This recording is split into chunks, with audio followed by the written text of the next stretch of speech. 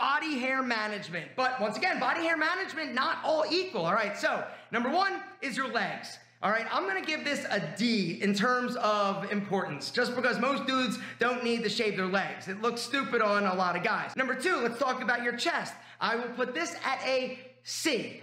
Honestly, because most dudes don't have a crazy nuts amount of chest hair, but if you're somebody that wants to remove it to look sexy, then that's definitely okay, but I don't think it's mandatory. Removing your back hair, A. If you've got back hair, you gotta remove it, because most women don't wanna feel a big rug when they're wrapping their sexy little paws around you to be like, oh my God, you're so amazing, right? So back hair, definitely A in terms of importance. In terms of your butt cheeks, that is definitely a D. Shaving them is an F. Most dudes do not need to actually shave or remove the hair on their cheek. Testicle hair removal is S level in terms of importance. Critical, it is critical that you shave and remove the hair on your testicles. But shaving your ass cheeks, that gets an F. In terms of your pubes, right? This, once again, is personal preference.